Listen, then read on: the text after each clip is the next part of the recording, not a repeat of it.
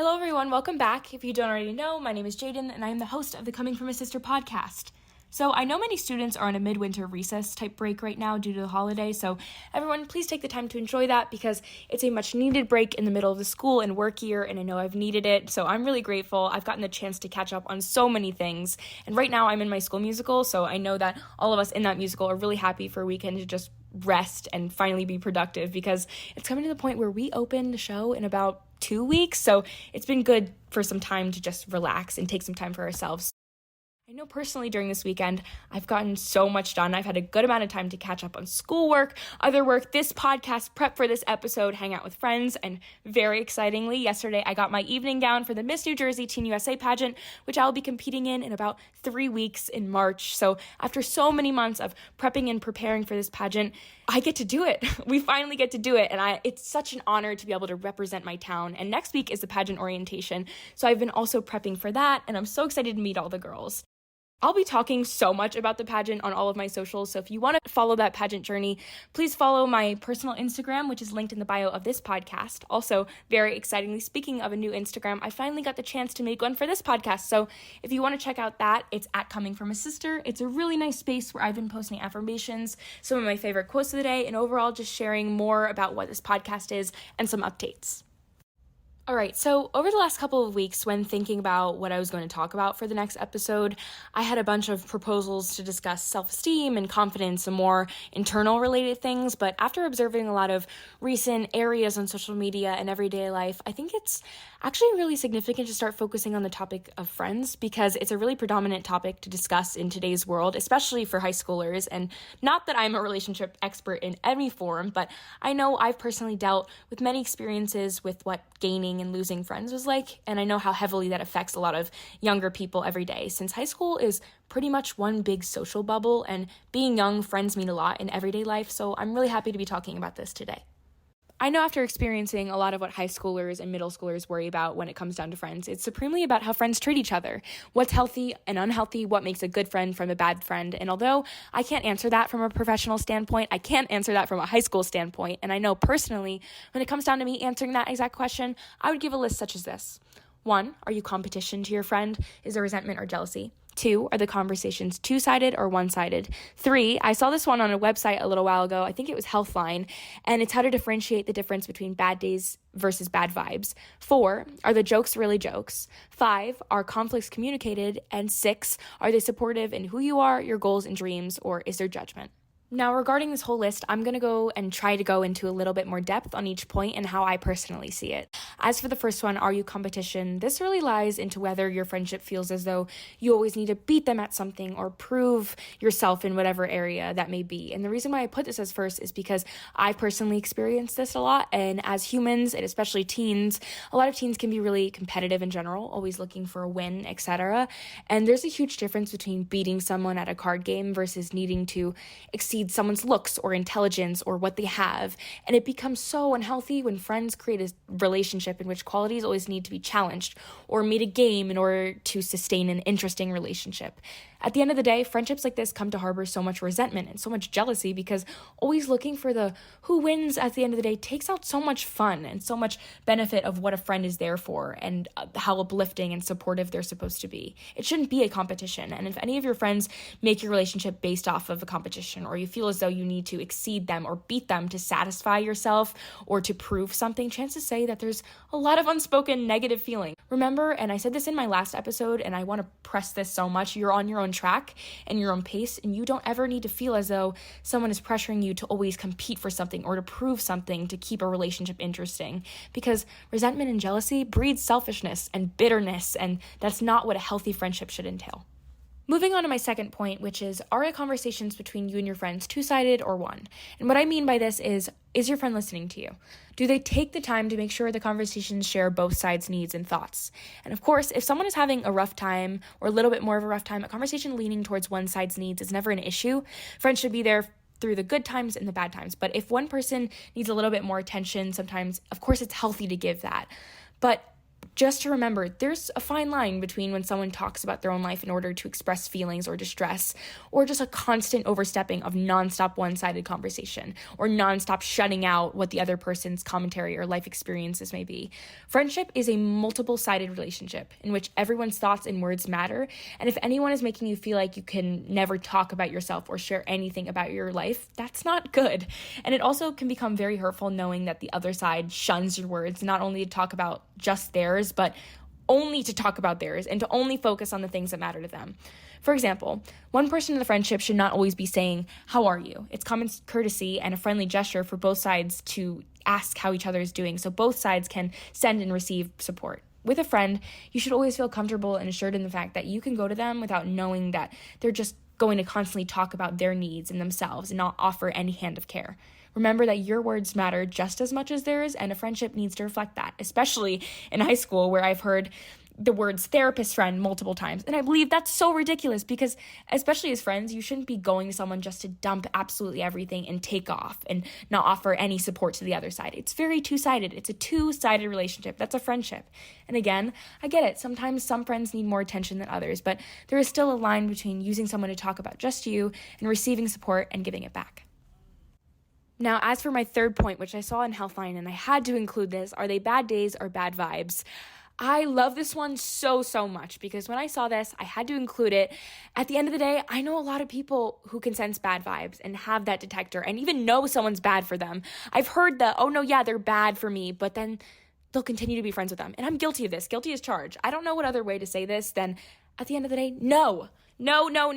Having bad days are much different in a sense of if someone's in distress or doesn't feel the best due to an underlying issue or just because they don't feel the best, that doesn't mean don't be friends with them. That definitely does not mean don't be friends with them. In fact, that means as a friend, providing much more support and love that day can be really helpful, even if it's sending them a nice text or sending them your support or giving a hug. Everyone has bad days and people can have multiple in a row. That's completely normal. But it's much different when someone's attitude is consistently disrespectful rather than distress, and that is bad vibes and bad energy. Bad vibes are bred from rude and disrespectful behavior, and if someone is consistently giving you attitude, putting you down, or attacking your character, that's gross. Ugh, please do not associate. And I know a lot of times a lot of people will just stick with this type of person because they feel as though they have no other friends or options, and I am so incredibly sorry if anyone listening to this has ever felt like they didn't have another option or any other friends, but although this is much easier said than done and it feels as though it's a last resort, please don't be friends with them. It's not worth it because overall, in an outlook of things, being friends with someone that always attacks others or gives off those bad vibes and bad energy, that's a major red flag. And being alone until some great people come along in your life is a lot more worthwhile than sticking with someone that's going to spit on your self-esteem constantly and make you feel bad about yourself. And if anyone knows me and feels like this, please come sit with me at lunch. I'm begging you to, because I would never wish this situation upon anyone. Taking the initiative to distance yourself from someone who's giving bad energy is much more worthwhile. My second to last point 5 are conflicts communicated. Now, adding on to what I said before, more often than not, confrontation is avoided at most costs in order to spare awkwardness or embarrassment or even the conflict itself. But if friends don't take the time to talk about their faults and solutions to those faults of whatever may happen, the friendship isn't going to be strengthened. Nothing, and I mean nothing, in life gets solved when you sweep it under the rug and don't want to fix it. It takes practice and it takes time to truly stand up to a friend and talk about what's happened. But I promise you it's worth it. Friends fight. That's so normal, especially for teenagers. But it's not normal to just forget it all happened and hope the resentment and tension floats away, because realistically, that's not going to happen. And even if conversation may feel awkward, the only way humans can know what another is thinking is if we communicate. And after talking to someone, even if y'all aren't besties again, that doesn't mean it was a waste of time. It's really important to both communicate how you feel so both sides can be on the same page. And although it's hard shoving the awkwardness or tension of talking to your friend about something that has happened that affected one or more of you, it helps to strengthen a relationship and potentially even solve whatever may have happened. And yes, even if y'all aren't besties again, knowing that you talked about whatever happened and tried whatever you could to resolve the problem could prove to be more beneficial. No matter the extremity of the conflict, learning the appropriate time to talk to another about what has occurred can also help both sides try to leave on solved terms.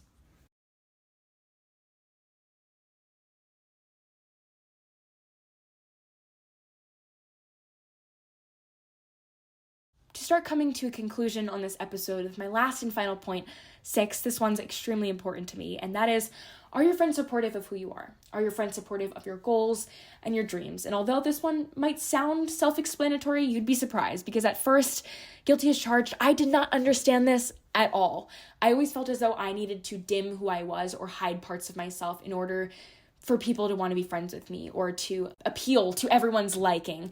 But at the end of the day, that's not going to happen. A lot of people aren't going to like who you are. And although that's a very unfortunate fact, you can't do anything about that. You shouldn't try to force a friendship or try to hide parts of who you are in order to appeal to someone's taste. Your friends should support who you are. Always, forever. If they don't, what are they there for?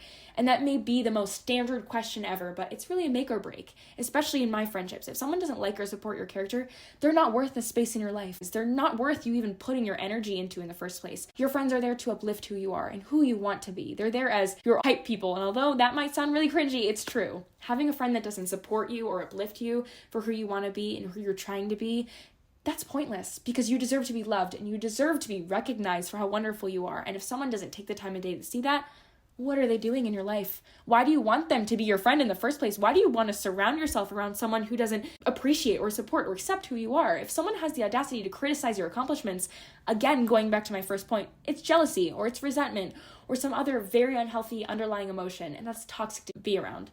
There's no toxicity when it comes to friends. There shouldn't be. I wish people in high school would see this more. I wish I would have seen this more. Please surround yourself with people that you know love who you are and aren't afraid to support you in private or in public. Friends don't just support you in private. That's not a friend. Goodness, I've heard this word so much lately, and that is embarrassment. Most specifically about friends finding everything their friends do embarrassing or getting secondhand embarrassment. And let me just reiterate a worldwide truth. If your friends make you feel as though you can't publicly be yourself or they can't publicly support who you are, what's their purpose in your life? Very respectfully, if they don't inwardly and outwardly love who you are as a friend, I recommend saying goodbye. Goodbye, easier said than done. It's so consequential. Once you have an environment in which people around you are willing to see you succeed, a lot of times it gives you more confidence to believe in yourself too. And yes, self-image comes first, and a really positive self-esteem is fundamental to have alone, but friends as your hype men are awesome, and it always will be. And I know personally, I'm so blessed to have so many friends in my own life be self-lifting in that sense. And if you're one of those friends watching now, you know I love all of you, and thank you for all of the support and pride y'all have shown towards me, especially towards this podcast. It truly means the world. Overall, there are obviously a multiplicity of terms people could list saying what a good or bad friend is, or what's healthy and unhealthy on paper, but I'm not a professional. I'm a teenager. I have my own experience with this. And a lot of times for anyone, any age, it's hard to truly distinguish if someone is good or bad for us until we actually experience life with them, until we experience a friendship with them. So what may work for me or what I may distinguish unhealthy from healthy may not be yours, and that's okay. Therefore, these points are just things I've personally found helpful when differentiating a healthy versus unhealthy friend for me. And just to throw this out there, I wish healthy friendships upon everyone. I know school and work don't always provide a one-way route to the perfect friends for everyone. And it takes time. It takes life to find people that check all of the boxes of who you want to surround yourself with. But my 2 cents is that your time should be respected. Your character should be valued. And to sum it up, when it comes to a friend, you should overall just feel loved. And if someone isn't able to provide that for you, it's okay to distance or say goodbye. At the end of the day, it's never rude to prioritize your happiness when someone is mistreating you.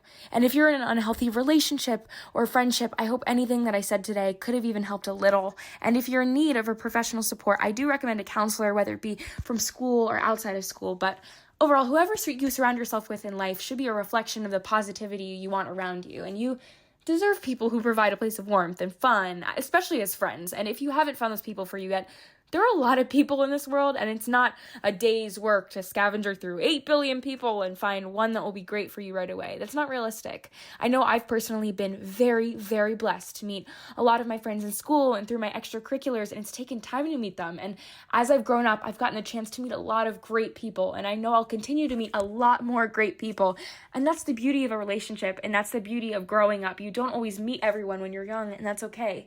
You never know who's going to come into your life and what they'll provide. So that's just a little something to think about. And that's what I think about when I get down about friends. But closing up today's episode, I do want to thank everyone watching for all of the support and all of the love that I've gotten from achieving one of my greatest goals, which was this platform. I'm in love with it. I'm so in love with it. And I've loved connecting with new people, and I couldn't thank everyone more. Bye, everyone.